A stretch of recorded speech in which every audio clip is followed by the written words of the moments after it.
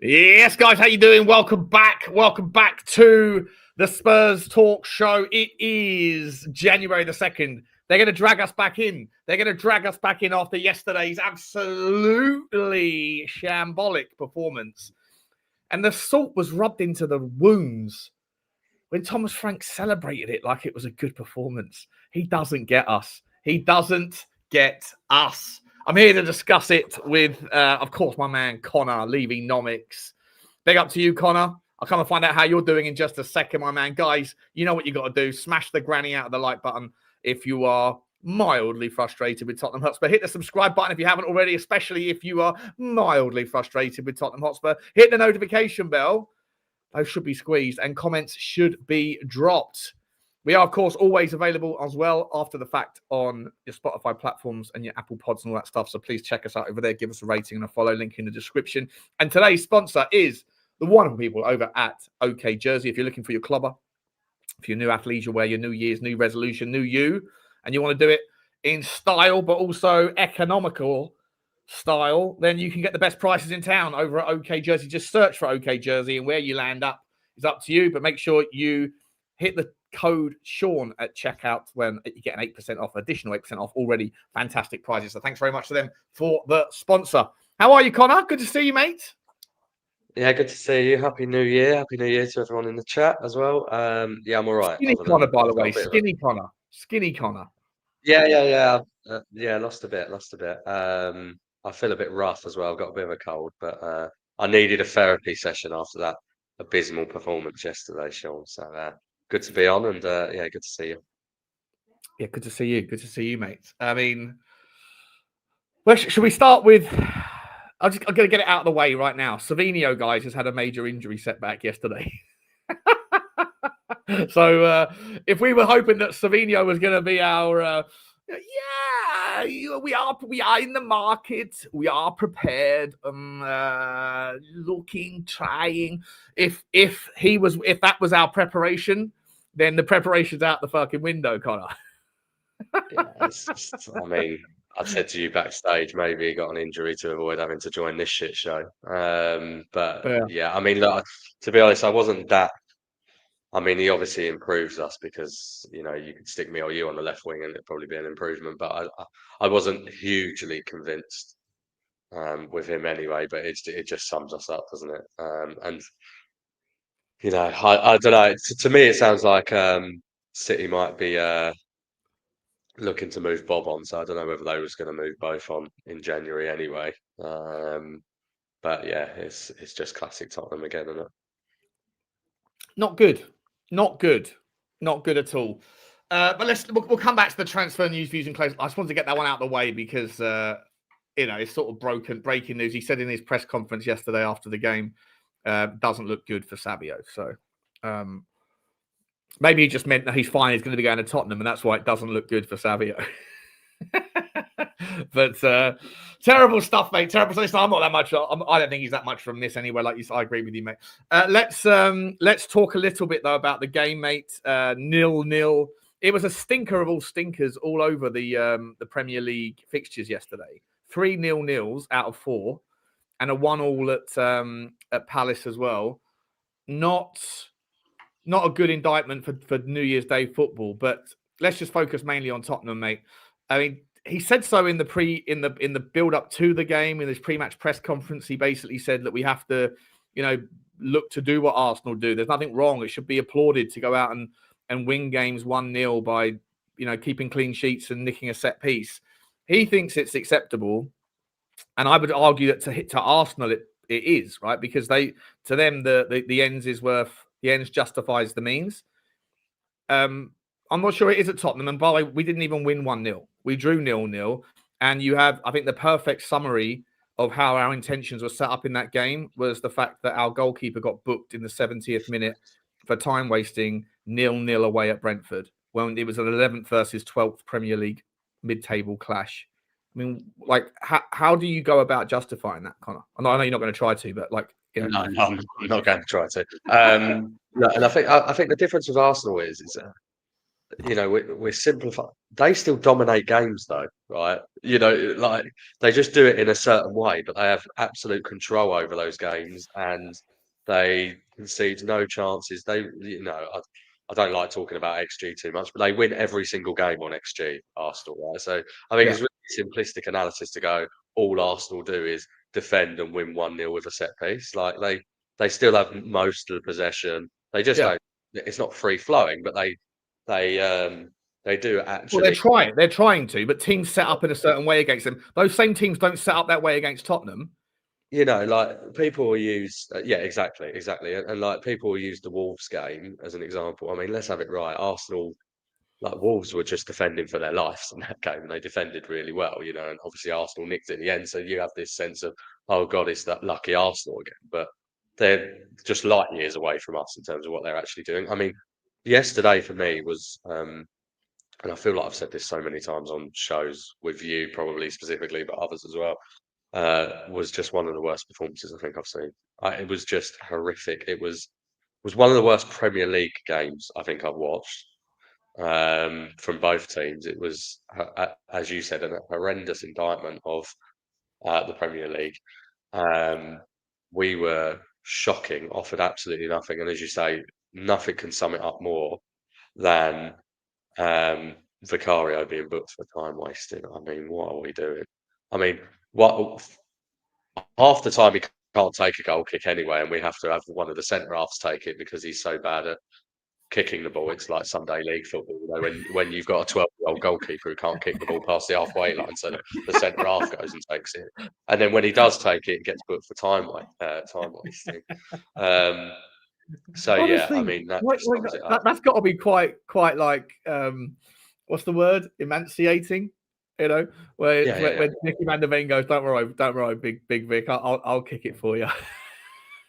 Yeah, exactly. So like it's just, and I mean, like in the game, what chances did we create? You had the Archie Gray header, which was blocked by Collins. I'm not sure it was even going to reach the goal line, and Kudus struck one over the bar from about 30 yards, and then Richarlison's shot. I mean, you'd fancy Coventry to go to Brentford away and create more than we did yesterday, or I could go even lower than that. I think if Brentford were playing at home to a League One side, the League One side would create more than we did yesterday. Yeah. And listen, I know that everyone, it's like a split fan base, right? Some people are saying, no, Thomas Frank's got to do more. It's by design. He's not interested in winning. He's only interested in not losing. Other people are saying you could put Pep Guardiola in the hot seat and he couldn't get a tune out of these players. Obviously, it's a little bit of both, right? Like the players aren't good enough, but they are also set up in a certain way. If the argument is that they're not, then I don't know what the point is of having a manager, right? You could get AI to pick the team and then let the players get on with it. And I genuinely think that maybe they if they were allowed to play a little bit of their own style of football without being restricted, personally, I think that they would actually be able to do a little bit more. I wanted to show you. I don't know if you caught the Spurs 5 last night, mate, but yeah, I did see some of it. Yeah. So, like, let me see if I can get it on the screen. This to me is a massive problem, right? I think it's indicative of the issue at Tottenham Hotspur. If I put that on the screen and you hadn't already seen it, and I said to you, whose heat map is that? Yeah. You wouldn't know, would you? You couldn't. No, you wouldn't know. It's Archie Gray's, isn't it? But that's because I saw it last night. I wouldn't have a clue otherwise. I mean, and look, this is for me. This is an example, right? Of look, we've got a lot of midfielders missing. Let's be clear, and that's the defence of the slight mitigating factor. You had Simmons, Maddison, Kulusevski, Berghvall, Sarr, all missing. Yes, and Bissouma, arguably. So, there wasn't a whole host of options, but he could have done different things yesterday rather than put Archie Gray, who quite clearly isn't a 10, in the 10 with Paulino and Benica. You could have moved Kudus into the 10 and then picked Tel, Muani and Odegaard, or Tel and Odegaard, or whatever, or put Odegaard in the 10 and put Muani out on the left, or Tel out on the left. There was different things you could have gone for at the back, so that you didn't even have to play a traditional 10. So there was different options to avoid playing that midfield. And I mean, Archie Gray was horrendous yesterday, but he's not a 10, and he's being asked to play in a position that he's probably never played. And again, it's a bit like last season where he's been moved around just as a sort of utility player. And we all know that with Gray is not Gray. We're asking too much of Gray as a football club right now. He's a 19-year-old kid who shouldn't be anywhere near the team, really. Not just Archie Gray though, Connor. No, that's Richarlison's heat map. And again, if you had to pick a player, if you just saw that heat map and you said what position is that, you could make the argument that it's a midfielder. You could possibly make the argument that it's a defender. You could possibly make the argument that it's a left winger. I mean, I don't like. I mean, like that. Like, this is what are we doing here? Like, I'm sorry.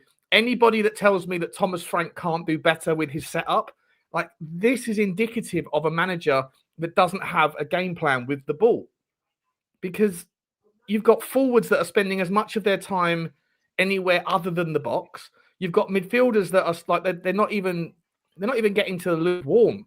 Like someone said in the chat just then, it's the referee's heat map. You think it was the referee's heat map? you know what I mean? I don't know what I don't like. I'm sorry, but like that is not about the players not being good enough. That's about the players not being told or being told to do things that are just completely abnormal to what they're supposed to do. No, I agree. Look, and I mean, I'm not going to be a hypocrite on it. I was a massive, we spoke about this last time. I was a big advocate for Frank before he joined, and I've been wholly underwhelmed. And look, people are right when they say we need new players. The players are not good enough, right? We are miles away from where we were. If you go back to Poch, there's not a single Tottenham player that gets into the Poch team, and not even close, right? And back at that time, if you did a combined 11 of Tottenham and Arsenal when we had Poch, there probably was one Arsenal player or something who would get into the 11. Now it's the complete opposite, and you could do that all the way down, right? Palace have got multiple players who get into our team now. They wouldn't have had one that even got close before. So, there has been, we have declined and other teams have got better, but that is not an excuse for the types of performances, because I genuinely think we are the worst team to watch in the league on the ball. And last year, I remember Jamie Carragher saying, as a neutral, there's no team you'd rather watch than Tottenham Hotspur. I remember him saying that many times. I think that was true until you got into. To be fair, we were pretty awful to watch, I think, for a lot of last season as well in the league. Now, some of that was mitigated because of injuries, but we were poor. Maybe did he say that the season one? Did he? I think he said it at the start. And to be honest, some of that is also because we concede a load. So as a neutral, that was good to watch, in terms of that style. But I mean, it's horrendous to watch. I think I wrote in your WhatsApp chat, if you were doing a game of shots that you had to take a shot every time we strung 3 forward passes together, you'd still be doing dry January, because we don't once. It was absolutely abysmal. So it's a really good point. Yeah, it's a really good point. It's absolutely atrocious. Someone's asked me to do some comparisons, right? Someone's asked me to show some comparisons. I think I showed this last night on the heat map thing. So look, if you just compare, let me get rid of this again. Is it on the screen? Hang on. So compare. Let's look at Pedro Porro. Oh, hang about. What's going on there? Lineups, Pedro Porro. Why can't I get your stats up? That's weird. Oh, why they all disappeared? Player stats, lineup. I don't know what's going on here. Have I changed something in the settings? Why is that not working?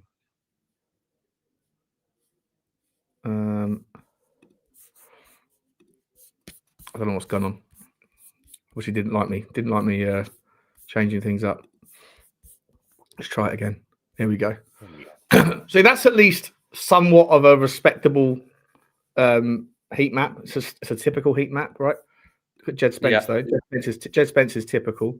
My Coyote is a perfectly balanced, and Rico Henry as well, right? He played well as well, I thought, for them. I thought he was their best player, Coyote. I think he's a brilliant player, mate. He's so strong. Built like a cruiserweight boxer. But if you look at Janelt, He's got he's a DM that's moving around the pitch. At least you can make out. At least you understand that that's a midfield heat map. And this is looking at a poor Brentford team as well, right? A really poor Brentford team. Yeah. I just feel like our team just doesn't look or operate like. I mean, even Wilson Odebear. Did I show you Wilson Odebear? I mean, you can see he's he's got a left-leaning slant there, but he's also coming narrow a hell of a lot in that game. I mean, we talk about the fact that we've got an issue with left width on the left because of the fact that Spence obviously tends to cut inside because he's right-footed, and then Odebert's heat map is like that, so he's not holding width either, is he? He's coming in a lot there on that heat map. So it's just the balance of the team is all wrong. Absolutely shocking, mate. Absolutely shocking. And then look, so just on the other side of the coin, right? So you've got the reaction. Thomas Frank comes out afterwards and says, he understands why the fans are booing, but they have to also appreciate the fact that there's two sides to the coin here. And he wants to kind of harness and focus on the fact that we're defending well. But this isn't the first. He said it before the game. He said it after the game. He wants to focus on the defensive side. But people are saying that he's only had a few months. He's had the better part of nearly 30 games, right? So it's 19 games in the Premier League, a Super Cup game. That's 20. 6 games. That's basically a full pre-season as well. I know he joined a little bit into it, almost a full pre-season, yeah. A full pre-season, the Super Cup, 6 Champions League games, 2 Carabao Cup games, and then 19 Premier League games. So that's over 30 games, or at least 28 of them are competitive, 29 are competitive, and then a few pre-season friendlies. Is that not enough time to have put some sort of on-the-ball strategies together? Yes. Yeah, I think I think the only defence that anyone can come up with right now is either no one is saying, "Oh, I want to keep Frank because of X, Y, and Z," about him or what he's done. It's the only arguments are, well, managers need time because we're all conditioned to think that, or we need new players. No one is saying it's anything that Frank has himself done.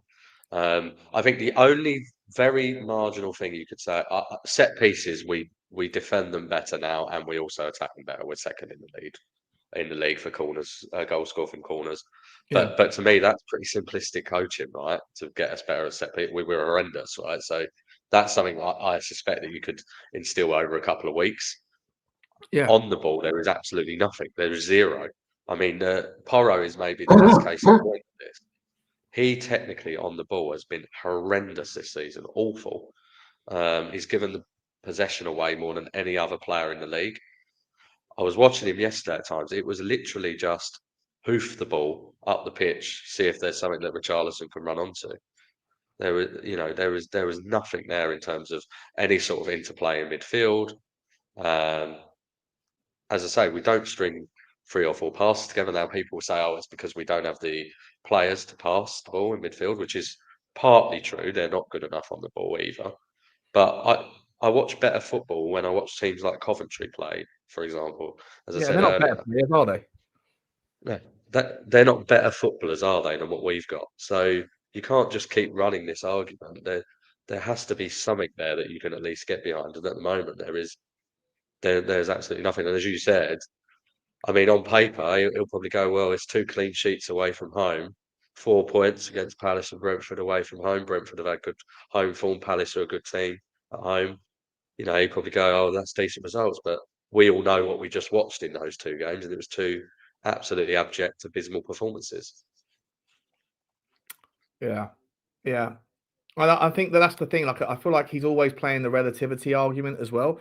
Walking into that game, he would have taken a point. He said before the game, Brentford I created what it is that I'm up against on the weekend. So, I know exactly how tough it's going to be. We have to respect these teams. Don't worry, they'll have our full respect, which is another word, AKA, we're scared of you and we're going to set up in accordance. And he's making this is Brentford as well. I mean, get that line up again for Brentford. I mean, Coyote's a decent player, but who would you want? Mate, they played Keane Lewis Potter is a left back, and they're playing him at right wing. Yeah, they got 3 defensive midfielders on that pitch in Yanelt, Yarmouk, and Henderson. They're only attacking options apart. Obviously, Sade's quite clever, and Thiago's been he's been fantastic all season, but he's been useless against us in 2 games. He had a couple of chances away in our game away at Tottenham, and then he had a couple of sort of half chances last night. I mean, Rico Henry was good again when he came off the bench in the first game. But he wasn't that spectacular yesterday. There's no real threat in the Brentford team, and yet we're setting up in a way that in the second half they turned up a gear. They sat there at half time and went, we've had the best. Shit. Let's have a go at them. Let's have a go at them. Yeah. And apart from a 5-minute spell at the end of the first half and a 4 or 5 minute spell at the start of the second half, it was all Brentford. In fact, I'll show. Look at the momentumometer. Look at this. Yeah. Like it's awful. That's so bad. It's so bad. Apart from that little 5-minute spell, either side of half time. I mean, to be honest, I can't even remember that either. There was nothing created during that time. Maybe we just had a little bit more of the ball in their half, right, compared to what we did before. I mean, it's just I mean, like if you were rating the players, is there a single player you would give more than like a 4 out of 10 to yesterday on the Spurs side? Yeah, I thought the centre backs did well. I thought they handled themselves defensively.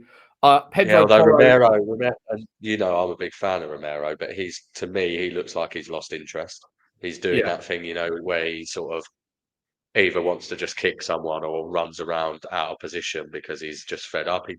If you remember, he did this a little bit sort of towards the end of Conte's reign, where he was just like running out of position and just, basically challenging people in a way that gets him booked or sent off.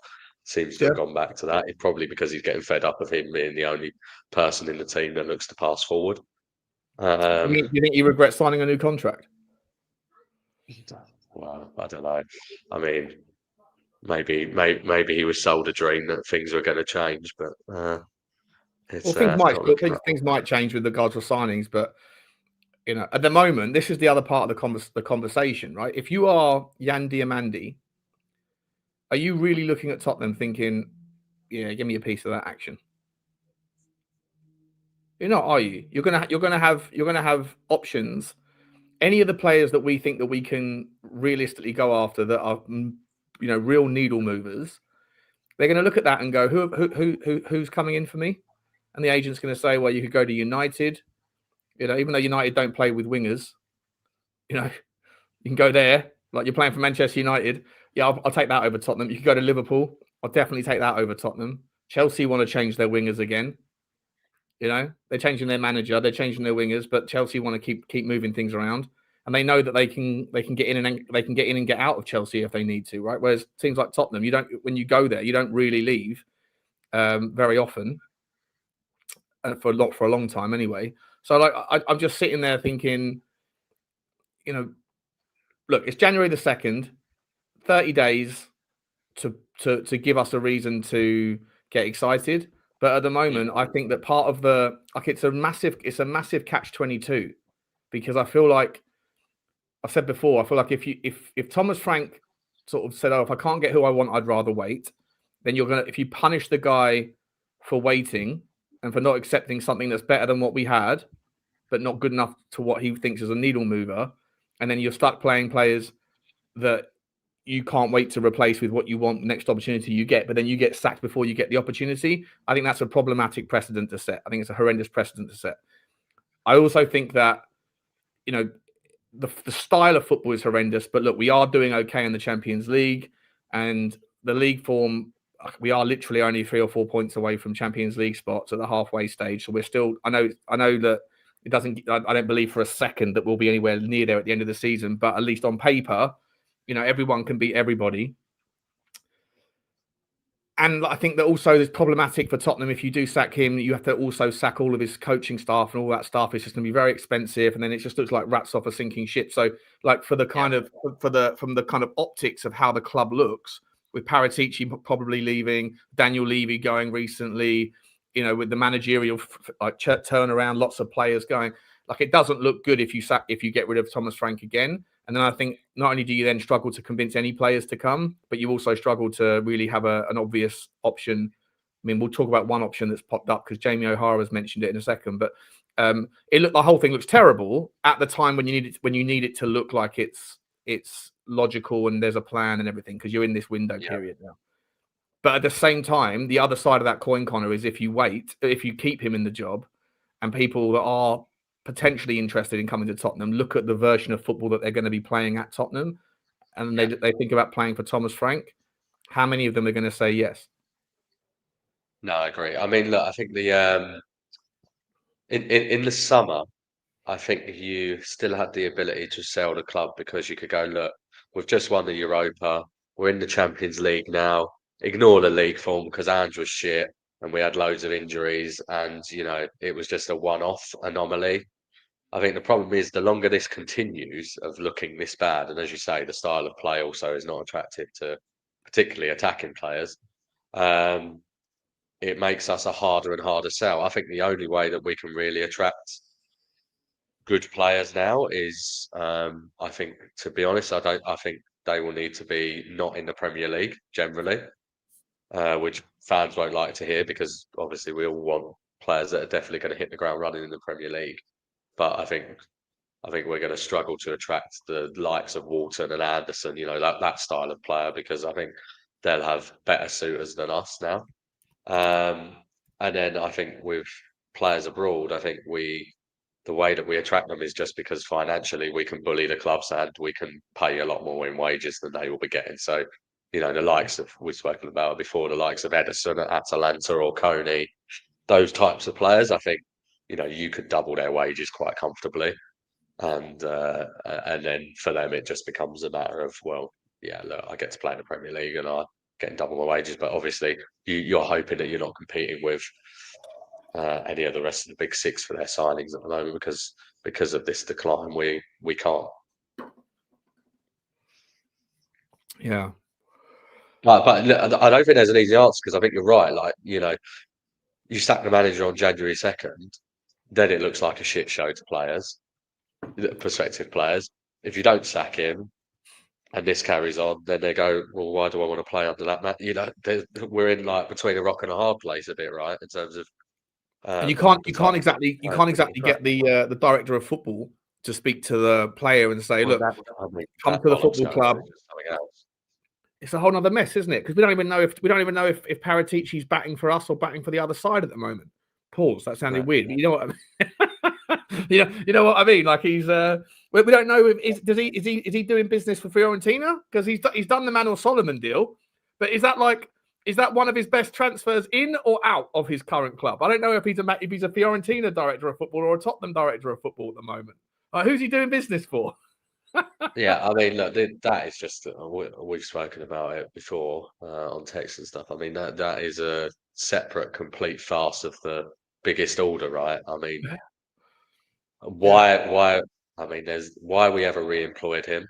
I don't understand. We said it at the time. If they really wanted to usher in a new era, surely the perfect opportunity was to fuck Langer off after summer because he's rubbish, and not re-employ Paratici because one, he's overrated, and two, he's a criminal. And bring in a new sporting director. Criminally overrated. Yeah, criminally overrated. Bring in one competent sporting director and say, this is our guy, we're ushering in this new era with this new guy, right? So they've made all of these executive appointments, chief marketing director, performance director, this one and this one. There's been about 8 or 9, but the one that is the most important for the whole footballing operation, they haven't bothered with. Yeah, it's just again. So you get back to, has a leopard really changed its spots? Which right now everything is suggesting no, because we've had the Macquarie loan facility, right? Was the first thing where you go, why didn't they just put in a bit more cash than they did? I know they then did put in 100 million, but they could have put in more. The Frank appointment is not working out. The summer, okay, we did change the wage profile a little bit, but we still brought in 2 loans. And what other big six club is doing loans and doesn't have a clear plan as to the players they want to build around for the longer term? And we didn't actually spend that much more than we have done, to be honest, for the last few windows in terms of absolute transfer fees. And then now this thing with Paratici, you're just going, what's really changed right now? Not a lot. The only thing that's changed is that no one at the football club in the higher up supports Tottenham Hotspur. Like Daniel Levy at least was a Tottenham man. He might have been like his priority was always his need for value and his negotiation, hiccups, all those things. But at least he was a Tottenham Hotspur fan. Like, I don't think the Lewis kids are Tottenham Hotspur fans. I'm pretty sure that the son doesn't even like football, and the daughter supports Liverpool, from what I heard, or or at least has some sort of affiliation. They had 25 years to care. Like, what are we doing? I mean, for all these, I'm obviously a lot more critical of Levy than you are, right? But for all of his flaws, and there, in my view, there are many, and he is intrinsically linked with ENIC as well. And so, but ultimately, you can't say that he didn't give time commitment to the club in a way that Joe Lewis couldn't give a flying fuck. Yeah, he's been an absolute joke. I mean, I think he's been to about 2 games, isn't he, Lewis? I think he was at the Champions League final. I mean, he's just sunned himself doing insider dealing off on his yacht in the Bahamas, and now suddenly we're meant to believe his kids have now taken this massive interest in Tottenham again. We never saw them once over Tottenham. We saw them once for that performative PR bollocks at the start of the season. They haven't been at another game, to my knowledge. Yeah. To me, what it felt like was that the kids, to be honest, thought, do you know what? We've realised actually to take the next step, we're going to have to put in a bit more money, and we're a bit fed up of bankrolling Levy. Let's fuck Levy off, because why should he continue to benefit from us putting in our cash? Mm-hmm. But do you know what? I think they're going to get a really, really. I think Lubo said it the other day, to be fair, which is the awakening that they're going to get is, fuck, this is how much we actually need to put in. Yeah. To get this football club. Look how much Chelsea have put in, mate. Chelsea put in $2 billion. Oh, by the way, of which obviously they got a $1.5 billion cheaper valuation because the debt was written off, right? Or at least allegedly. So in reality, they're playing with the house money, and yet they put in $2 billion, and they're still 15 points off of Arsenal. £2 billion worth of transfers, and they're still 15 points off of Arsenal. And you listen to Chelsea fans, and they go, and we still got Esteval and Garnacho as our wingers. Like, it's not particularly impressive. Too many kids, and yet Tottenham made the same mistake going down this path of too many kids.com. You need some elder statesmen in the team. You need some people that are taking their minutes seriously, because they realise that they don't have that many left, and they it matters to them. Whereas I think when you're 20, 21 years old, like, you're completely blasé to the kind of the I don't know, the fragility of your career's threshold. And I think that they don't care. Like you lose a game, win a game, whatever. It's like you have to be a very special type of human being to be an absolute champion mindset at such a young age. And when you've got those sorts of players frittered through your team, there's no one there that really can grab hold of a game and say, all right, fuck this, we've got to do it. Come on now, step up, man up, crunch a player, but do it in the right way. Get that, make that one incisive pass that can be. We don't have any of that. And then when we try it, the left hand doesn't know what the right hand's doing because of the heat maps that we've just seen, where people like Archie Gray that are supposed to be in certain positions, well, they're just as likely to be there as they are to be on their own goal line, or out on the right wing, or on the left wing, or anywhere in between. And it's the same with half a dozen players in that team. The heat maps for all of them look very much like, not all of them, but the heat maps for maybe 4 or 5 of those players yesterday, you wouldn't know what position they were supposed to be if it was a blind heat map test. And that again comes down to just, I think, like, it's a rudderless organization from the top to the bottom. I think that there's no leadership. No one knows what the other one's doing. We've gone from one guy at the top who took on too much, couldn't let go of the reins, to now going to this flat, horizontal, hierarchical structure that's got too many chiefs, and still they're all wet behind the ears. No one really knows who's the boss. No one really knows who gets the final say. No one's really experienced at being the number one. We've hired a hell of a lot of number twos and promoted them to number one positions.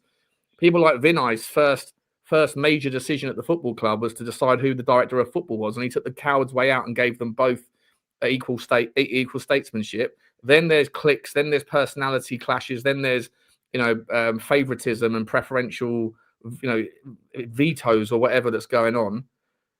And then you've got a manager that's more than happy to speak about the fans at every single press conference and speak about them disrespectfully and make out like we haven't got a pair of eyes and that we're donuts, we just don't understand the game of football. Like it's just the whole thing is a fucking mess, Connor. Yeah, it is. I mean, and look, you're right in terms of that coward's way out with Vinay.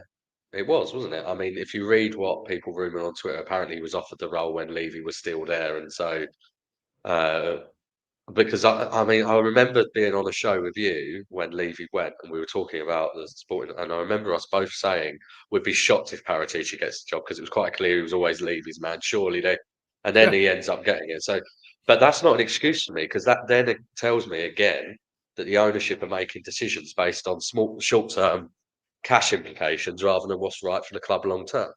Right. So if Levy did offer him the job, Tottenham still could have got out of it, couldn't it? Couldn't they? They could have paid his notice off, whatever, you know. So, Yeah. so yeah, there was ways out of that, and again, it's wrong. And look, you're right with Frank on the fans. I mean, it almost feels a lot of his comments feel a little bit like, you know, I'm more intelligent than you, basic fan. You know, look at the date, look at it's all sort of this underlying data crap. You know, but what we're watching is just nowhere near good enough. And to be honest, like I gave him the benefit of the doubt at the start. I think some people went too early on him because they wanted to suit their own agenda of the fact that they never wanted to hire Frank. Right, you get that all the time. And so you know, but there's been clear regression. I mean, you look at the start of the season, and not just in terms of results, but actually in terms of performances. The PSG performance, we were aggressive in a man-to-man press against PSG. Yeah, where's that press gone, bro? You know, in the Super Cup final, not away, but you know, in a neutral ground. Where's that press gone? Man City, we press. Madness. Yeah. And now that's completely gone. It's almost like he's scared. Like Frank is so worried about the opposition, he's almost become scared of himself as well in terms of, you know, oh, we've just got to set up in this mid to low block and just hope that we can nick a goal on a set piece or whatever.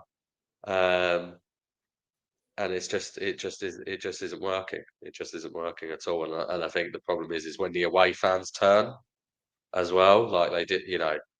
I think the writing starts to be on the wall for you, doesn't it? Yeah, because the away fans have been fairly loyal. I mean, to be fair, the away fans have seen a lot better outcomes this year than the home fans have. But the away fans are the passionate, the ones that have been going every year for 25 years to have their season ticket points. I know it's a close community that, you know, keeps everybody out and all that shit. It pisses me right off. But at least it's at least they all go, right? And at least it's, you know, whenever I do go to an away game, whenever I'm fortunate enough to get a ticket, I see the same faces all the time. So these guys are people that travel across the country, across the world, right, to watch their team. Just quickly, guys, I'm going to press pause for a split second. I've got some super chats, and we do have some breaking news around Kota Takai, who's left the club on loan. I'm going to come back to that in a second. But I saw a terrifyingly shocking message there in the chat a minute ago that there's 800 people. There's over 800 people on the stream, which is fantastic. Thank you very much. There's only 64 likes. I mean, the like game that's bad. That's Thomas Frank levels of bad. Can we please get that up to Pochettino levels of appropriation, like 400 likes if we can, guys. If you can watch it, then please smash it. Let's get the super chats done. Big up to Super Spurs TV. Blano, always here, mate. Always supporting. Super generous as well, my man. Thank you so much. He said, now I've slept on it. Frank is a good mid-tier manager. Your Fulhams, Palaces, Evertons of this league. But we are now a top 6 venue, not a top 6 club. Let's see if the Poch return happens in the summer. I'm going to come back to this super chat when we talk about the managerial options, because there's some news out, for not news, but there's some op-eds from Jamie O'Hara on TalkSport talking about Maresca. And obviously a lot of people right now are clamoring for Poch. So I want to talk about that in a second. But just generally speaking, Blaine, I agree with you. He is a mid-tier manager, and I think he's in charge of a team that's a bigger deal than that. And I think that's the problem for me. But like I say, I think we are in a massive catch-22 where the downside of sacking him now is as good as the downside of keeping him. I don't think there's much upside either way, which is a problem. But I'll come back to that for the Poch story in a minute, mate. Big up to you, Blaine. Futures bright, futures. Lily White's put in a super sticker. Big up to you. Thank you so much. When you get the first super sticker, you get the choo-choo sound. Choo-choo, And choo to you. Big up to you, Futures Bright, Futures Blue. I hope you're having a good start to your year. I mean, outside of Tottenham. But thank you very much indeed. Chudini is also here, also always supporting. Big up to you, Chudini. I hope you're okay, my man. Maybe I'll see you on Sunday at the game. Let me know. I'm not sure if I'm going to go, actually. I might even give out my ticket to one of you guys if you want it. Who wants it? Not sure anyone wants it anymore. That's the thing. You can't even give them away at the moment, can you? I mean, like I know we've spoken about it before with the ticket prices and things, and the fact that the club have got it wrong on ticket prices, which they definitely have at times. You know, they did with the Champions League. But I mean, right now, you can't actually give your ticket to someone for zero. Oh, I said on my stream last night. Why am I going to bother? I said on my stream last night, does anyone want my ticket for Sunderland? And someone went, is the travel cost included as well, Sean? And are you going to drive me as well? So I haven't got to put myself through even driving. And yeah, exactly. Okay, yeah, I mean, I'll get you a train ticket. I'll give you the ticket. I'll even buy you a beer. Someone take the ticket, please. Yeah, please take it. Big up to you, Chudini, and Logan as well. Is always here, always supporting as well, Logan. Big up to you, my man. Thank you very much indeed. Thank you very much indeed. Blaine, I'm going to come back to. So I didn't say choo to you, Logan. Choo to you. I'm going to come back to your super sticker there, your super chat there, Blaine. When we talk about the manager stuff, let's just quickly pivot though to this story that's broken from Tottenham Hotspur official. That Kota Takai has joined Bundesliga side Borussia Mönchengladbach on loan for the remainder of the 25-26 campaign. So that's a lovely move, I think. But don't Borussia Mönchengladbach already have a Japanese centre-back, or they did have a Japanese centre-back? I think he was the guy who ended up going to Bayern Munich. The guy I was always mad about, the left-footed, left side. He then got injured, but he went to Bayern Munich. But what's his name? I'll think of it in a second. An arrival from the J1 League outfit, Kawasaki Frontale, or Frontale, I don't know how you say that. In July, the 21-year-old defender recently returned to fitness following injury and made his first appearance in the matchday squad in Sunday Premier League's win at Crystal Palace. A Japan international, the centre-back has 4 caps to his name for his country, having made his debut in a 7-0 win over China. That's about it. I mean, good move for him. Good move. I don't know. Got no idea what this kid's like. Got no idea. Yeah, I mean, it's sort of fine, isn't it? Like, I mean, I don't mind. I mean, there is part of you that goes, it is just very Tottenham to sign a centre half that then has this ongoing foot issue, who then is going out on loan sort of 4 or 5 months after we've signed him. Is sort of just meh, isn't it? No one really cares. I do remember at the time we signed him, I remember some of the tacticos on Twitter telling us how he was going to be ready for our first team squad and was actually going to make an impact, and quite clearly that was never what was going to happen. I mean, he is, to me, we've got centre backs back now as well, haven't you? With Dragicin coming back, obviously. And you've got Danso and Van de Ven and Romero, obviously, as well. So he is a bit surplus. So if he can get some first team football, that'll be better. But it wouldn't shock me if we never see him in a Spurs shirt, to be honest. Yeah. I'll try. It was Hiroki Ito that was at Stuttgart. Yes, that's it. Yeah. There's another. I'm sure there's another one that was at Borussia Mönchengladbach. Maybe he left last year. I'm sure there was one. Someone let me know if there was a Japanese player that Ko Itakura. That's it, Jeff. Ko Itakura. Well done, Jeff. Well done, Jeff. Big up, Jeff. Are you Lubo's Jeff, or are you just a different Jeff? Itakura. He was a good player as well, Ko Itakura. I liked him. Is he still there? Or has he gone? Anyway. Listen, I don't know why we signed this kid. Like you say, he's probably never going to be a Tottenham player, is he? Probably disappear. We'll forget about him like we forgot about Brian Hill. Is Brian Hill still technically a Tottenham player? I think we actually sold him. We sold him, gone didn't now, we? Yeah, he's finally gone. Yeah, I mean, it is like, we've had a few of these, haven't we, where we just loan them year after year after year, and then at least we got some back for Gil, obviously, and Dombele we ended up just having to completely write off. Manor Solomon. He's gone. Solomon is falling into that as well. I mean, it does get to the point where you go, that's pure profit, right? Solomon. Yeah, but that's a loan as well, isn't it, to Fiorentina, but with an option, I think. So yeah. At least he was free, but yeah, it's just I think there was a point with Brian Gill where he was the longest serving player at the club other than Ben Davies, without ever really playing for us. But yeah, I mean, just to pick up a point you said earlier about with Chelsea spend as well. So you're right; they have got this youth model as well, and have gone too far with that for sure. Hence why they've spent as much money as they have, and are still miles away, to be honest, from the top.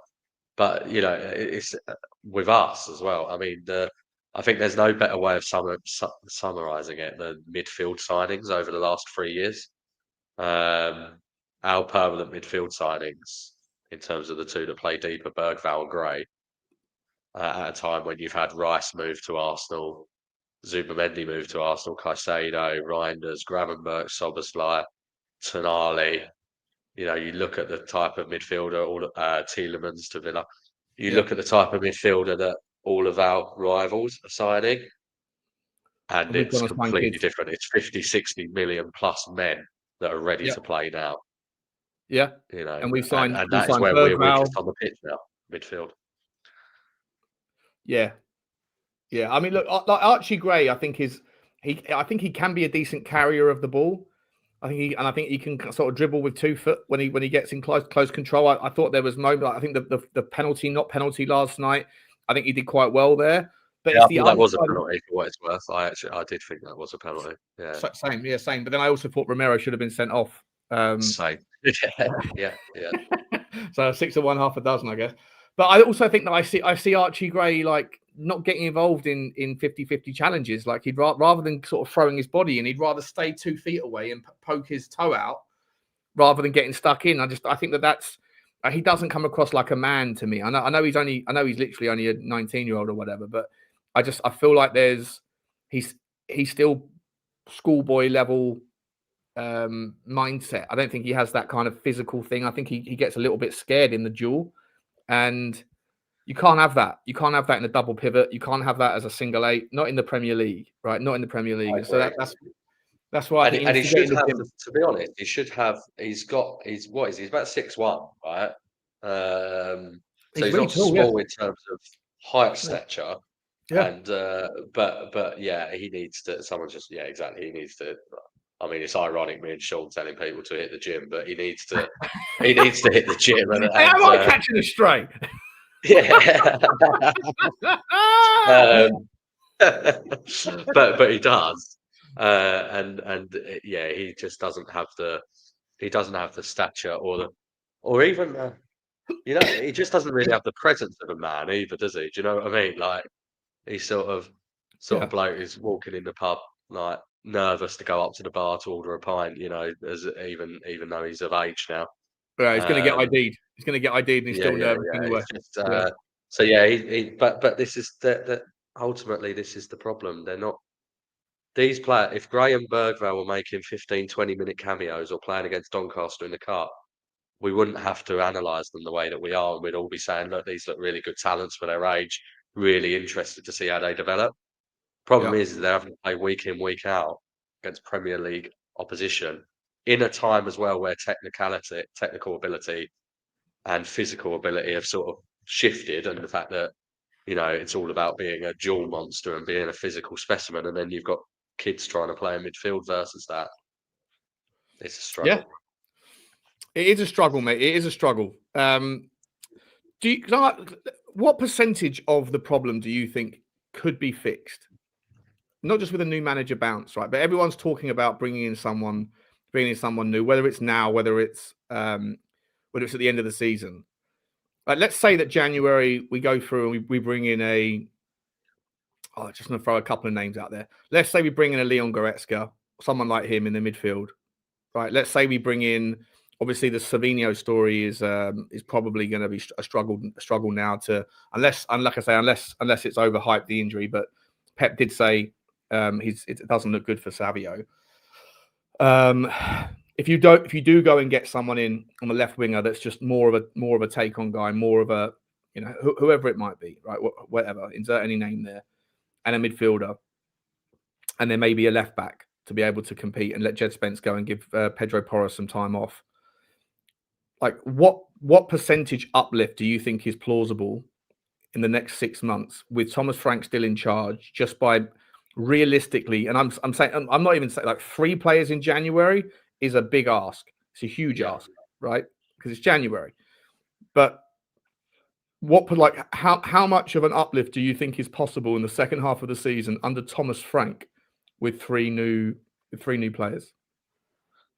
If they're the positions that you just mentioned, so centre midfielder, left winger, and they go straight into the first team. Look, I think the rest of the league is pretty shit, to be honest. I mean, the fact that we're even in touching distance of, Europe still, given how bad we've been, I think that sort of shows how bad the rest. United are sick. I watch United. I think they're terrible. Yeah, they're shit.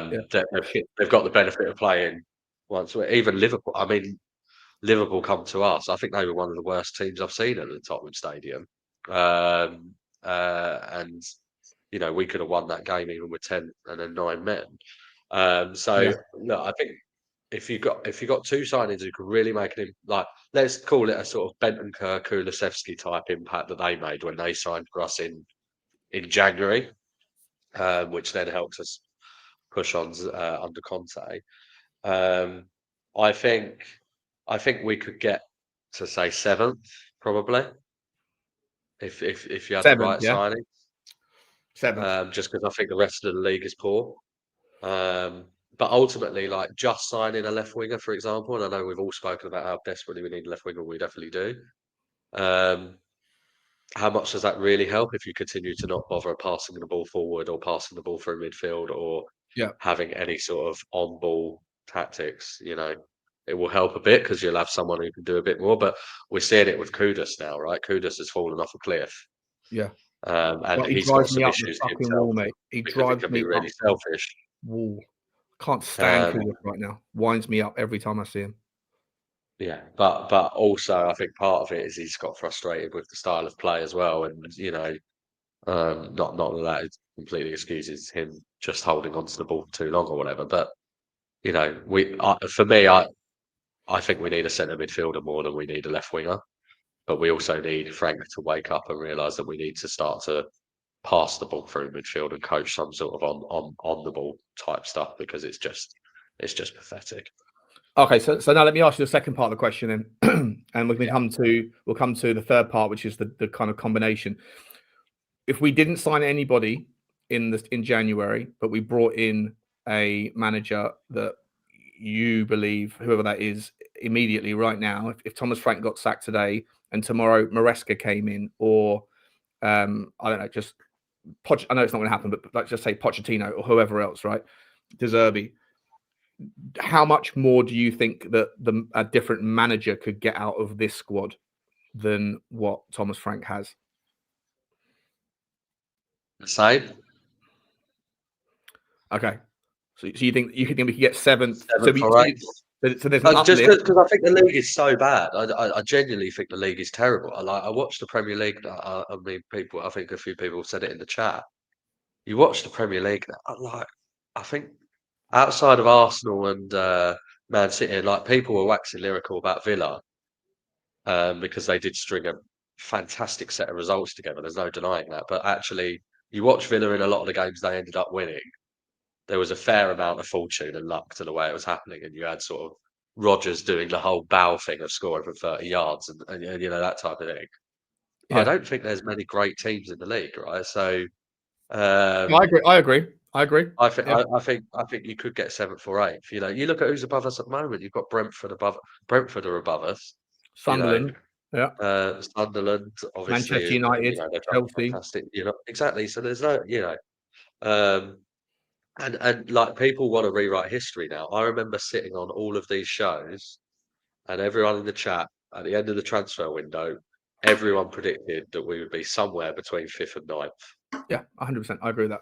100%. So you can't now rewrite history. Most people were saying somewhere I think that the high. I didn't see anyone saying top 4 really, right? But everyone and most people weren't saying 5, but some people were. The peak of the optimism was 5th. And the kind of the weakest out there, people were saying 10th or 11th, but the vast majority of people were saying Conference League spot somewhere around there, right? So perhaps that was because we overrated the squad a little bit and completely, almost put too much blame on Ange, right? And both of us wanted Ange gone, so I'm not going. And by the way, just because you got rid of it can be the case that both are shit, right? Yeah, Frank and 100%. Ange are both shit. 100%. So you don't need to go back all of the time, but yeah, people said top 8.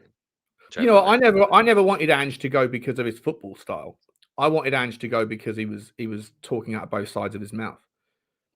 You know, 100%. and because he was inconsistent with his application of explanations or excuses, and it became a little bit frustrating to listen. And also the fact that he was just arguing around with people all the time. And Thomas Frank's sort of doing the same thing. He's just not picking individual fights with fans, but he's picking on the fans all the time. I've never known a football club whose successive managers, talk about the fans as much as ours do. Like, you're in a post-match press conference, and 3/4 of your, I guess part of it's because the media are asking the questions, so you have to answer the questions that are asked of you. I get that, but like, it's so much of the conversation from our managers is about the fans. And I find it like just doesn't happen at Chelsea. It doesn't happen at United. It doesn't happen at, it doesn't happen at these other clubs I think part of it is because the fans have. I mean, to be fair, it is pretty toxic right now as well, because the fans are so fed up because they've just witnessed 6 years of structural decline, right? And at the same time of we were all sold a bit of a dream with the stadium, and we paid the highest ticket prices, or one of the highest ticket prices, and so there is an air of toxicity about the fans as well, and so that is feeding into this same narrative. But I see so many parallels with the way we're heading to what happened to Everton, to be honest, where just becoming irrelevant. Everton were becoming irrelevant. You're starting to fight sort of bottom half. Was once a great club, decline after decline after decline, throwing money at it as well in terms of transfers, but not really ever getting it right in terms of recruitment, manager after manager. It feels very Everton-esque to me, and that's not to diminish Everton. And obviously now Everton are starting to do a little bit better by going back to the X and having new owners in place. Well, let's talk about going back to the X, mate. Well, actually, before we do, just to finish off that kind of first question, second question, third question, if you were to make a decision and to sack Thomas Frank now, and you were to bring in somebody, that could possibly be tempted to leave their football club right now, like an Oliver Glasner, possibly, right?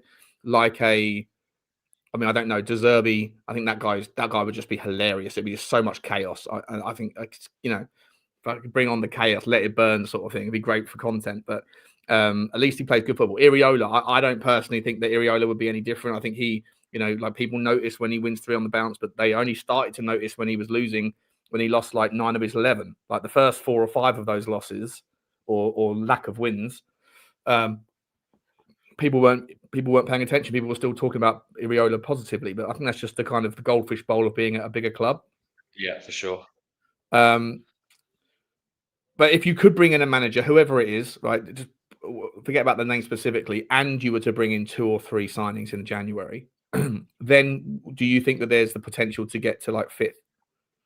No, ironically, I still think the answer is probably the same, which doesn't feel like it should be, because you should be able to add it. But because I almost feel like the cap of where we could get to this season, with given you've already lost half the season effectively, and the fact of who you could realistically attract in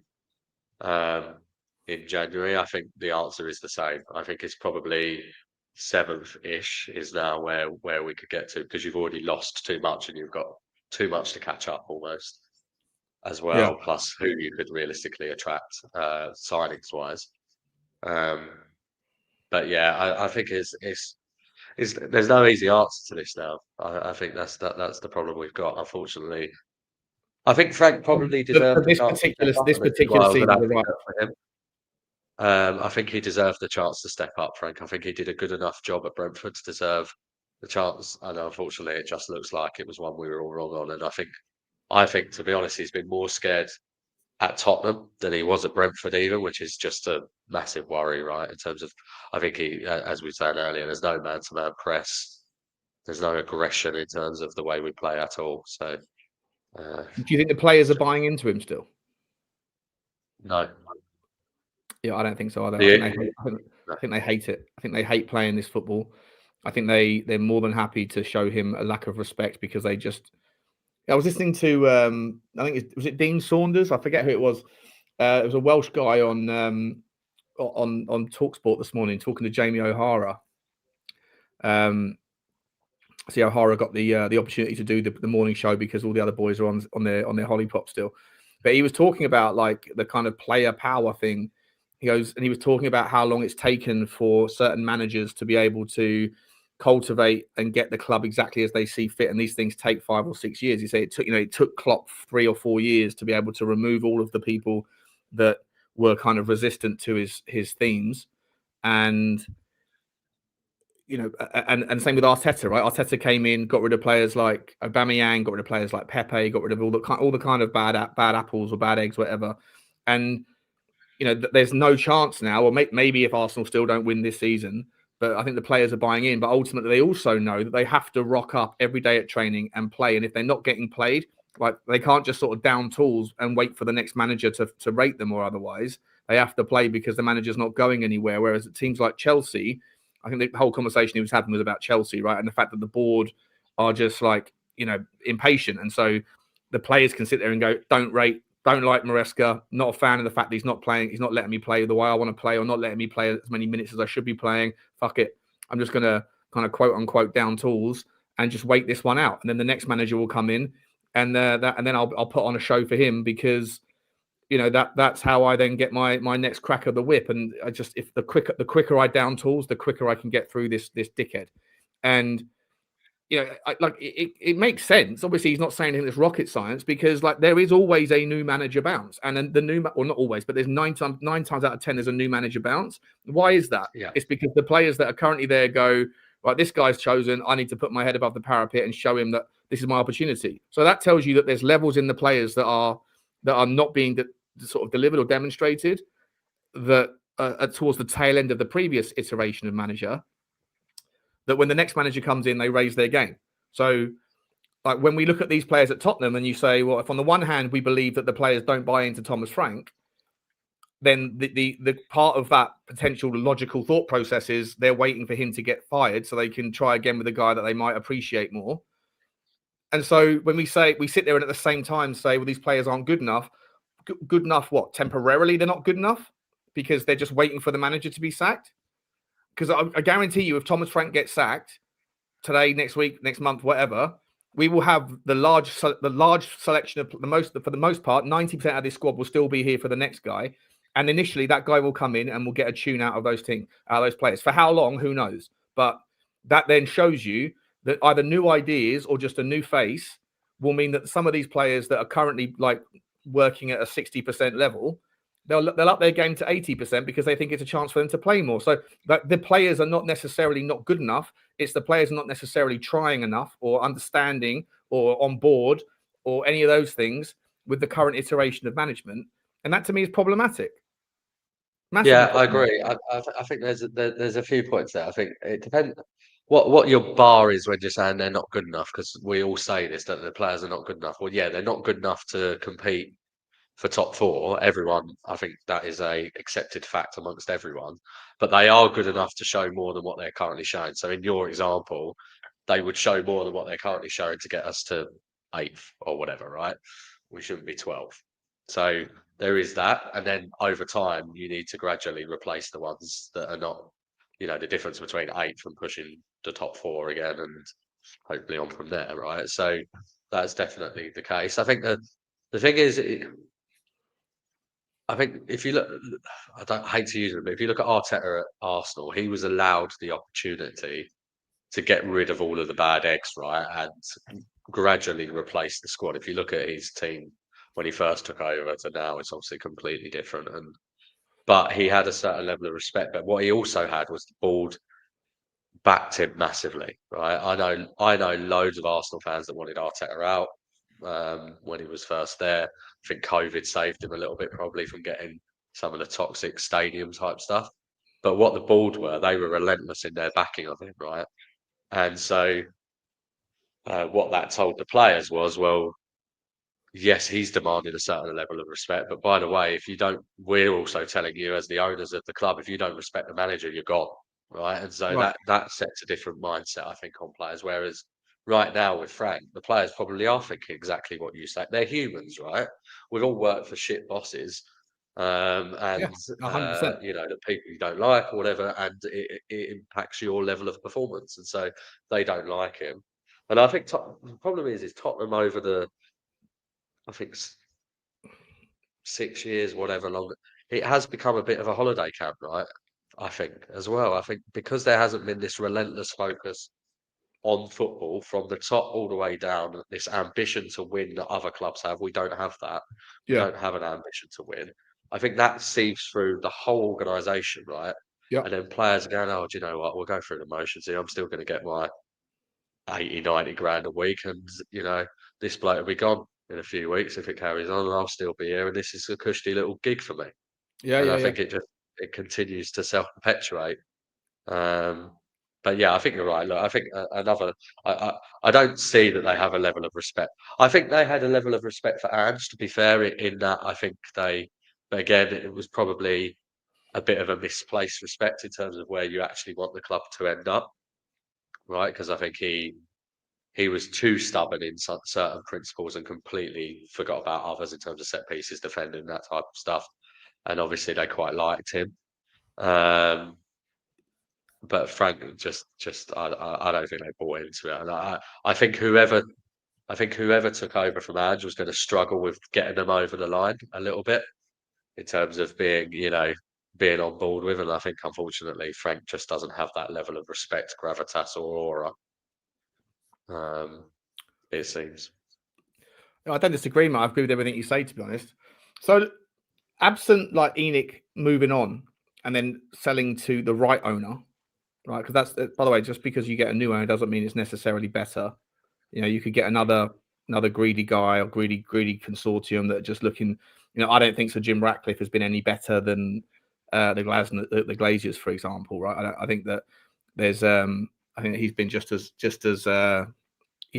focused on the bottom line, just as much shithousery, just as much weird behaviour, and just as many reasons for the Man United fan base to sit there and think, wish we got the Qataris instead, right? And who knows, even the Qataris, I'm not making out, forget the moral hazard of whether you're okay with that, because there's no such thing as a clean billionaire, right? They're all dirty to some degree, but you can look at Newcastle United and sit there and they want Eddie Howe out because they probably have expectations at Newcastle United now because of who their owners are, and they're expecting to be able to do a lot more than they could, but they haven't. They've been cop-blocked a little bit by the draw, I guess, of Newcastle versus some of the other players. The players that they were looking to go after wanted to go elsewhere. I think they've got a lucky escape by missing out on Sesko, by the way.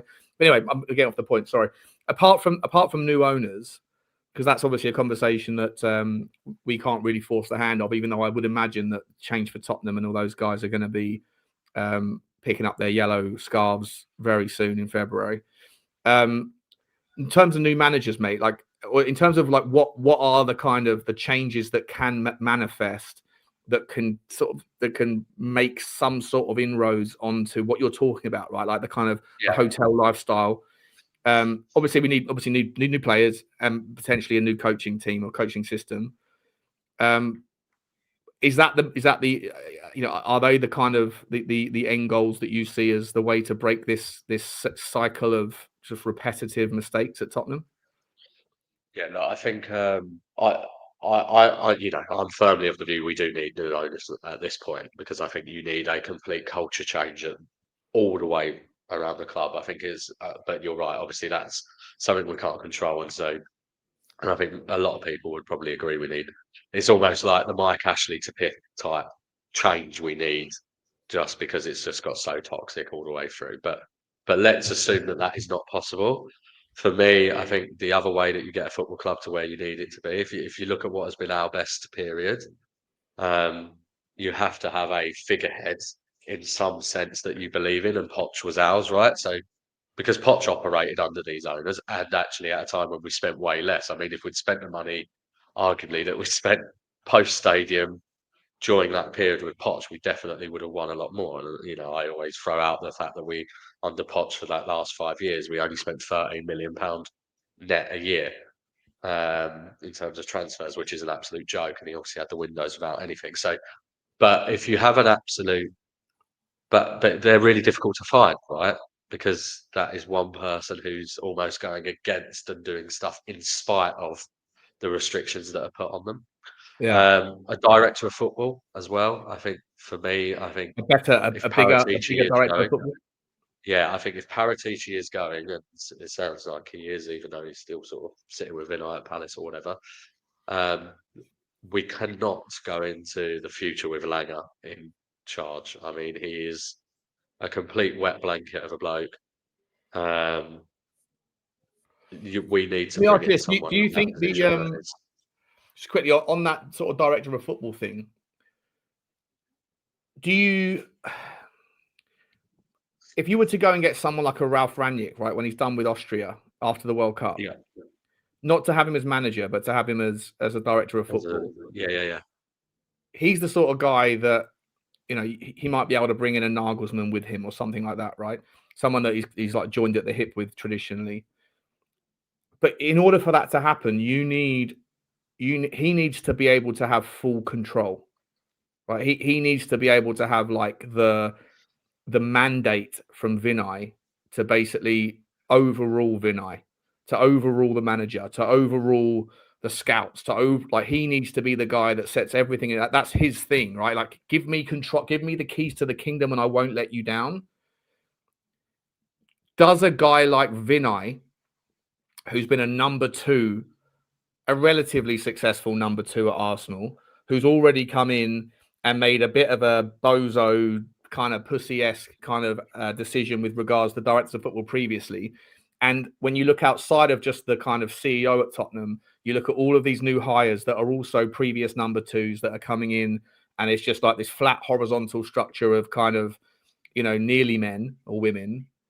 Do you really think that anybody at Tottenham Hotspur is going to give the keys to the kingdom to a new guy to come in and revolutionize? And if so, is that the right way to do it, or do you need a director of football that can come in and you know, at least to some degree play the game, if that makes sense? I think arguably you got a better situation for doing that than you would have if Daniel was still here, because there was no chance Levy would have given up control in that way, as we know. Look, I mean, I've worked in a number of businesses. You have. The best CEOs actually have the ability to know what they're not good at and to hire fantastic people at doing what they're not good at, right? And to delegate effectively. And so Vinay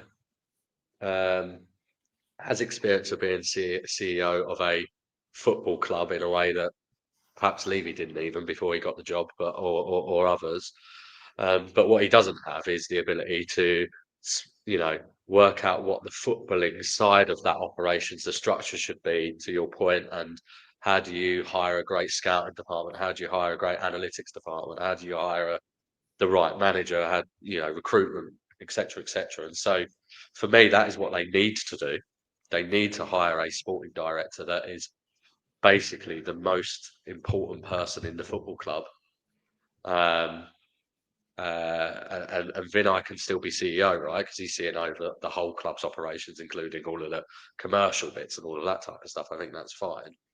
And so I don't think he would need to feel, you know, emancipated by that or anything like that, right? Or emasculated, sorry, by that. But that's what I think that's what they need. Liverpool's been a good case in point for it, right? Because Edwards has had that role. I think if you look at Arsenal Michael Edwards has got a wonderful reputation from his first stint at Liverpool, right? Wasn't it? Yeah. And then I mean, at Arsenal, you don't like. I think we've spoken about this before, and you know, I think you've heard it in interviews with players where they go, "Oh, Levy was the one who picked up the phone to me to talk to me." You know, that Josh Kroenke and Stan Kroenke are not calling up players at Arsenal. Bert has given the reins to be empowered to do that, right? So as the sporting director, and so we need to find a sporting director who's got that gravitas. It's not that dissimilar to the argument we're having about the manager, right? The fact that Frank hasn't necessarily got the respect or gravitas. Well, the same applies to Langer, right? He's not the type of sporting director like a Luis Campos, is he, or a or a Berta even, or a Michael Edwards type. And so that is absolutely what we need. We need someone who can basically rip it up and completely change the culture from the footballing side. If you're not going to change the owners, obviously my preference would be that we change the owners and then do all of that from the very, very top. Yeah. Assuming that isn't going to happen, that's the next thing I think you can do to try and change the football culture. Just a quick pivot, mate, for a second. There's been a tweet out regarding from Ali Gold, or at least Ali Gold spoken somewhere. The decision to sell Brennan Johnson has not gone down particularly well in the dressing room in which he was popular. This sums it up, doesn't it? It does, doesn't it? It does. The dressing room are not happy that a bang average player is leaving because he's a bit of fun. He's a good guy, very good at FIFA or whatever else. What? I mean, just because he comes in every day talking about what he did last night to Lily Phillips. Like, I mean, I don't know what we're doing. I saw this on Twitter earlier. I was meant to mention it to you as well, and it's just fucking farcical. I mean, as you say, he's bang average. But the fact that that's even a story as well. Do you know what I mean? It's like Chelsea sell God knows how many players every year. I mean, it was the same thing when Ange went, wasn't it? Of the players are going to suddenly have this revolt. I mean, to me, that just tells me, well, there's more of them that needs to go, as we already know, right? Because it was definitely the right thing to sell Johnson. Yeah, let's get to the elephant in the room, mate. About Pochettino, I see. Obviously, come back to this super chat from Blaine a while back when he said he wants to see Poch return. I've sort of gone on record with this one. I want to see him come home too, but not because I actually think that he will succeed at Tottenham. More because I think that the fans need to scratch the itch. I genuinely just think that they need to, it's like going back to your ex for one last smash, just so you remember that she wasn't that good in bed in the first place. Or if you thought she was, you get a little bit of a different set of circumstances 2 years on, because since then, she's gone on to other boyfriends and has also proven to be toxic. I don't know. I'm trying to use an analogy, but you know what I mean? Like he left us, went to PSG, didn't exactly succeed, went to Chelsea. He left there because he wasn't happy with the way that the board or whatever, he had problems there with the way that the board were meddling in the affairs. And I think Chelsea fans didn't really take to him that much. And then obviously the USA international job, which is a bit of a weird one because, he's a coach. And if you're how are you going to coach players if you only get to see them once every 3 months or whatever? Yeah. But I kind of feel like Tottenham fans will always linger and want to know what might have been. And I feel like sometimes they say never go back to your ex or never do the same thing twice, sort of thing. I just think it might be necessary to get it out of our system as a fan base. What do you think? Yeah, I think you're right. I mean, it's been consistent, hasn't it, for the last, basically since he's gone. Whenever a manager hasn't worked out, there's been a yearning for Poch, because obviously he's been our most successful manager. I know he didn't win anything, but in terms of style of play and what we actually, consistency in terms of results. So there has always been this yearning, and I think that will never go away until he comes back.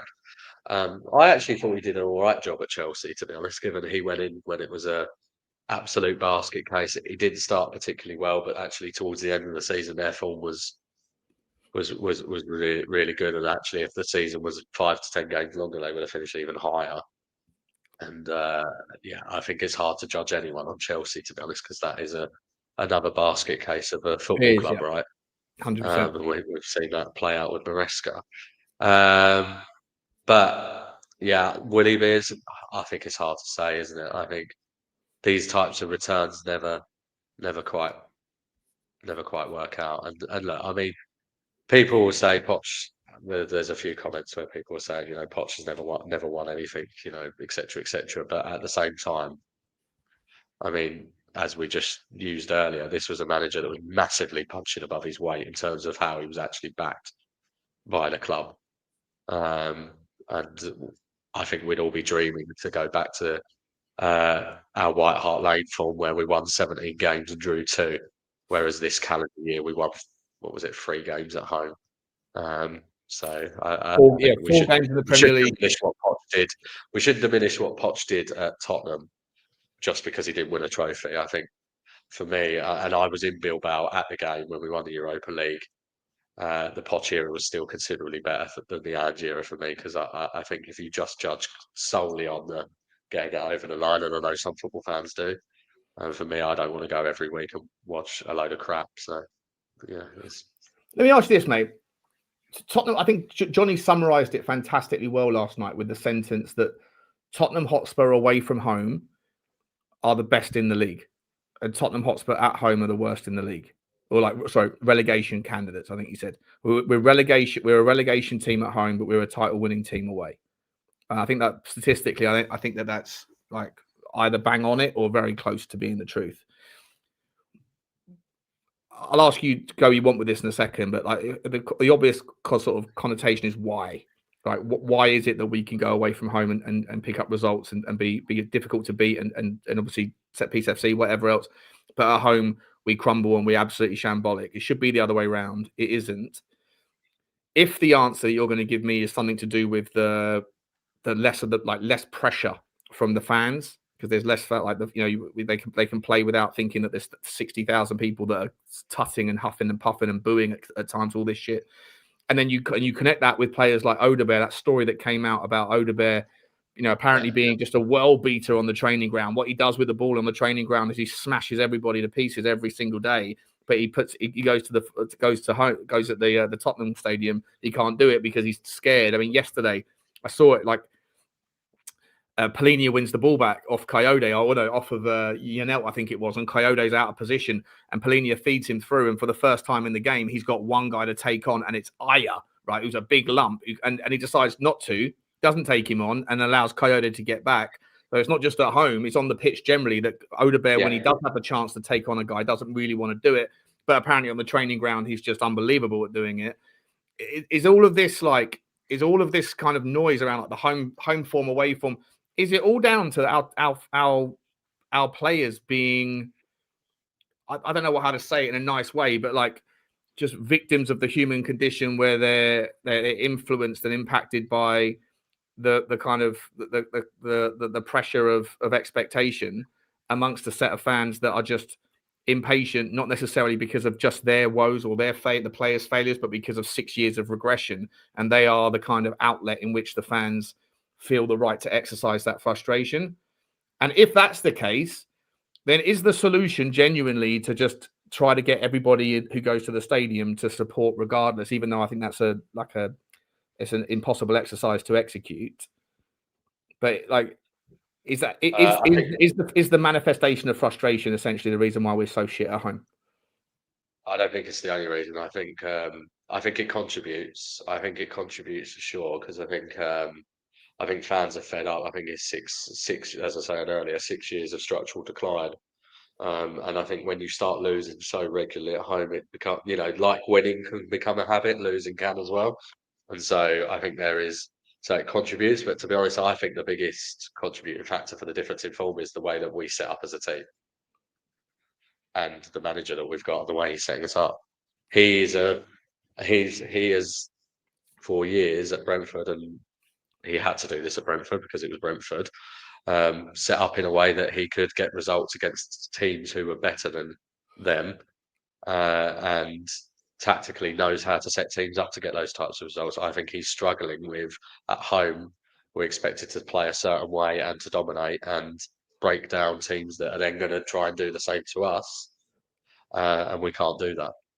So I think one is the toxic atmosphere. But I think, to be honest, the bigger is just because of the way that the manager is setting up. So if there was a new breakout of COVID and they had to do no stadium, no fans in the stadium, where would Tottenham finish in the league? I don't think it would make a huge difference, to be honest. No. Better form perhaps at home, and you do see it a bit. I mean, the Fulham game was a really good example, I think, to be honest, where with that Vicario fuck up and the other goal so early, the fans turned really quick at home in that game because it was just such a joke. And then the players did look scared on the ball, and it was poor. But I think I think it's unfair on the fans to just blame the fans, and I know Frank does this himself in interviews a little bit, right? I think it works both ways, right? I think you've got to give the fans something to get behind and cheer, as well as expect this atmosphere coming from the fans. But I think if we were actually, had some interplay, stringing some passes together, then the fans. Because I watched them down in the concourse, right? I come up like you, my season tickets in the South Stand. After I've been in the pub, I go to the concourse just before the game. And the atmosphere is quite often rocking in that little bit in the Park Lane concourse, and then they get to their seats, and you watch what's going on the pitch, and it dies a death very quickly. Yeah. No, I hear you, mate. I hear you. I think we're all scratching our head as to what the solution is. I'm not sure the solution can be found in 31 days, mate, but certainly part of the solution can be to get the Although, listen, if we're thinking that the expectation of the fan base is a part of the problem, and then we do go and drop 150 million quid in January on two players, for example, or three players, and we go and bring in a top draw. I mean, God knows who it will be, but let's just, for argument's sake, say Yandy Amandi for 60 million and a top midfielder like Keith Smith or whoever. Does the expectation then? Does the expectation, like, part of the problem is expectation? We go and sign 150 million pound players. Like, first of all, satisfaction goes up. Like, maybe a little bit of like the board get a little bit of like, oh, well done, you've thrown a bit of money at it, whatever. But then like, oh, we've got two players in now. Well, that's the problem. So now expectations back up again. And then if it doesn't manifest, I don't know what we're doing here. Yeah, I mean, I actually think, to be honest, I think a lot of people. I think we're so invested in it because we're close to it. Like we consume Tottenham content all the time. We all go, we watch us. So I think we have this impression that Tottenham fans are unreasonable at times, or toxic, but actually, when you watch, if you ever consume content of any other football club, it's just a football fan thing rather than a Tottenham fan thing. And I actually think Tottenham fans are pretty patient. I think if you'd seen some of the stuff that's gone on with Enoch, for example, over the years, or there should actually be riots, to be honest, with some of the way that we've declined and what's gone on. So, I think we're pretty patient. I think no Tottenham fan that realistically was saying we've got to win a trophy this year or we've got to finish top four. Most accepted we need to make a sort of gradual step back up. Problem is we're not now even meeting those low expectations, so it's just getting worse and worse and worse, isn't it? And I think you and I both said it. I think if you as someone who is literally doing a watch along for the game, and me, both season ticket holders love the club, I'm thinking that we'd rather turn the game off to watch the darts yesterday when we played Brentford away, a team we should be beating. I think that's a pretty worrying indictment for where we are as a football club right now. Yeah, it is, mate. It is indeed. But what I would say, right, is that for Tottenham to have started their January business with outgoings, right, lots of them. So Jamie Donnelly's joined Oxford United today on loan. Is he joining? Is it Will Lancashire that's already there? Oxford, yeah. So that'll be quite interesting to see if they get on. Kota Takai's gone on loan. Obviously, Manuel Solomon's gone on loan. Brennan Johnson's left the club for 35 million.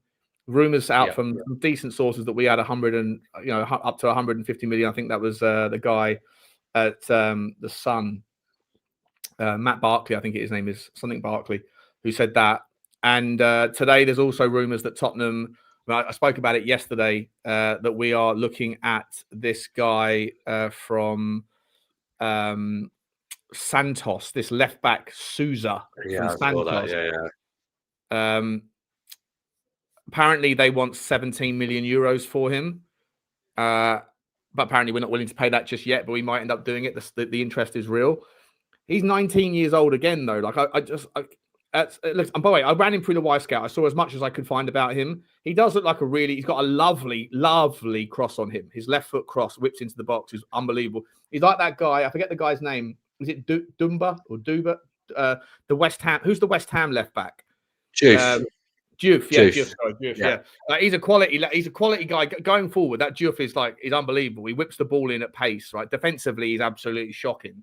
But this guy, I mean, Sousa's nothing like that, but that's nothing like the same sort of style of player. But in terms of his technical ability, his ability to dribble, his ability to get forward, it looks like an interesting player. But again, though, I like a Tottenham not looking at places like Chelsea and seeing everybody universally in the Chelsea fan base is saying, like, we've got £2 billion worth of kids, and that's the problem. And at Tottenham Hotspur, we're still going after the same recipe and expecting some sort of different results. And Chelsea are just 2-3 years ahead of us in that process, and also just like an amplified steroid-based version of Tottenham, aren't they? Yeah, signing better kids, arguably. Yeah.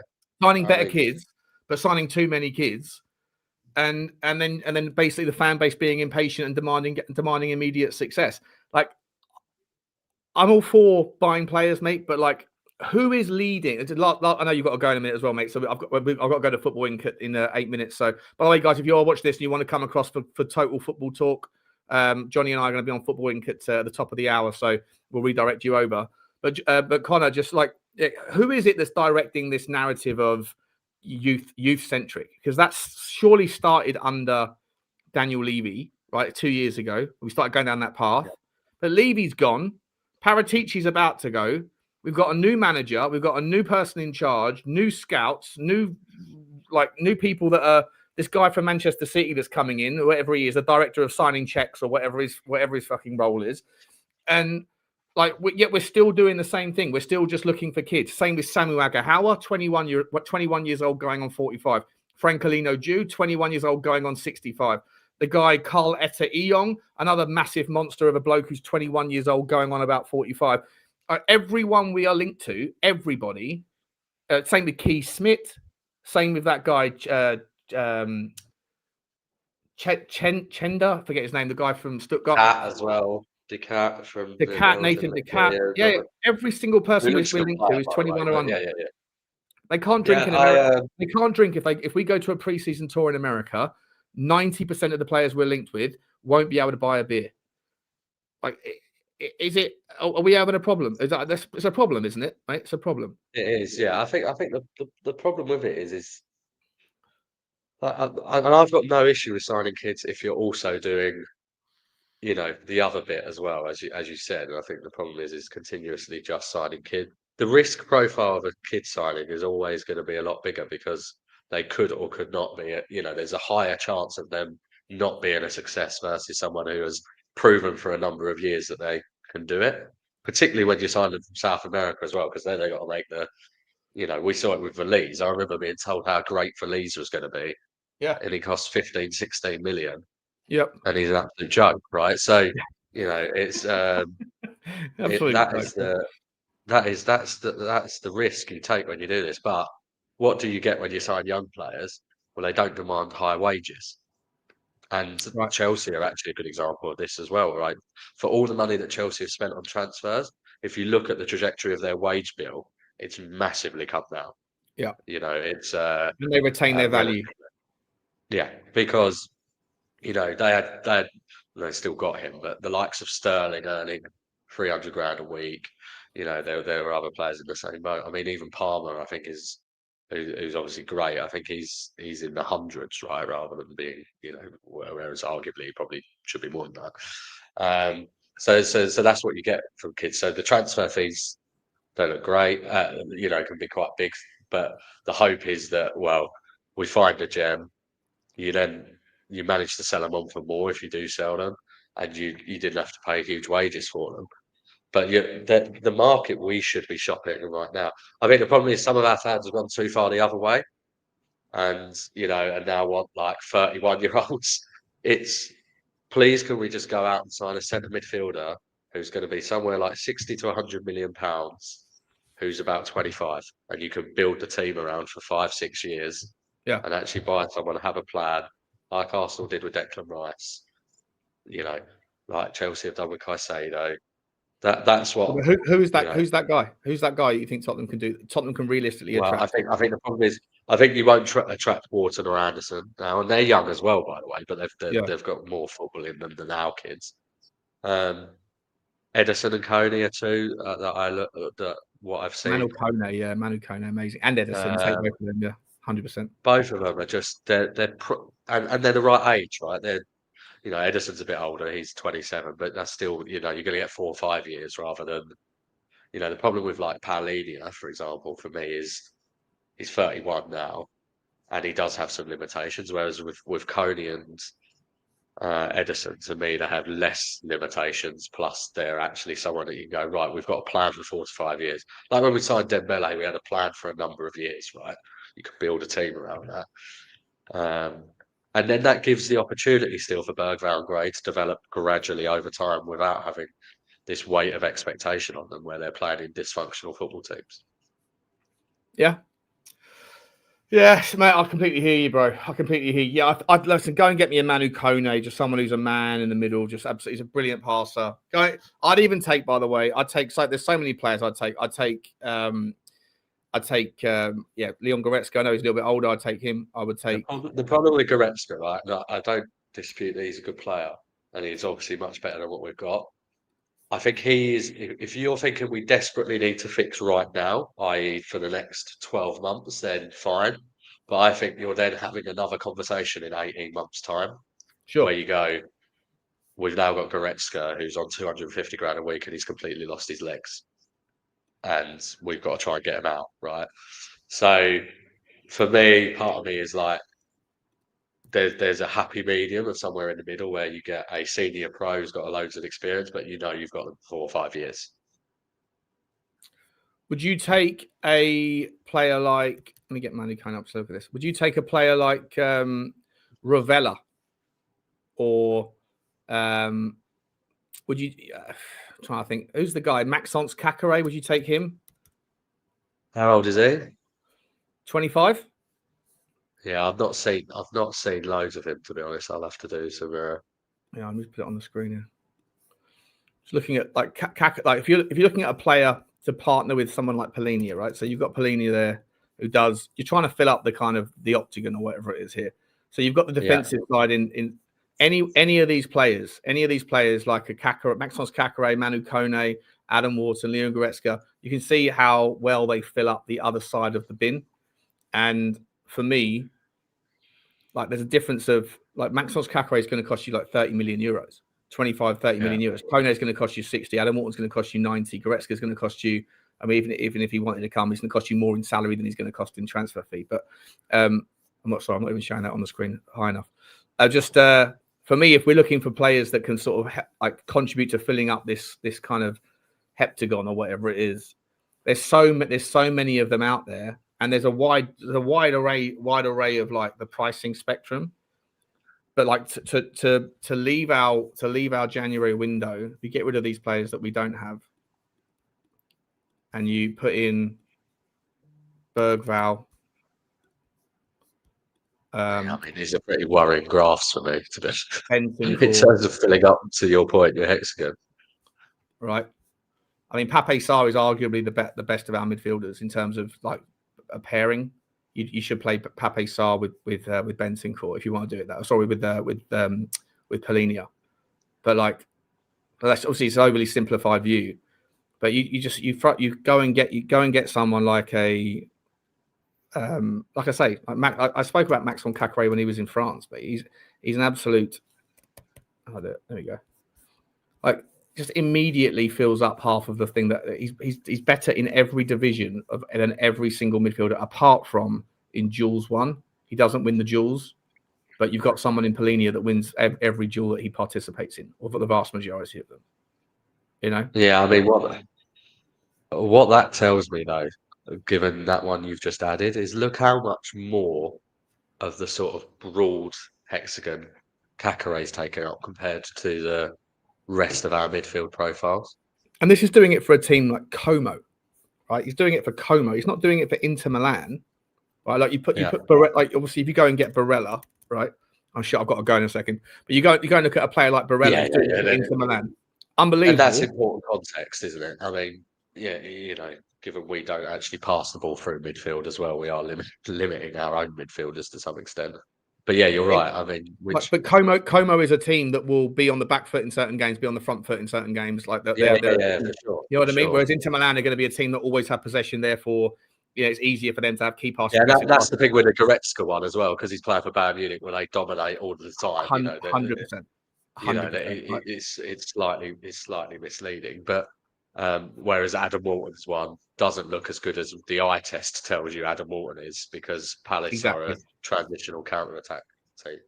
Yeah, get rid of Barella for a second, get rid of Goretzka. I mean that is to be fair. I think a lot of us said it. I think you've got.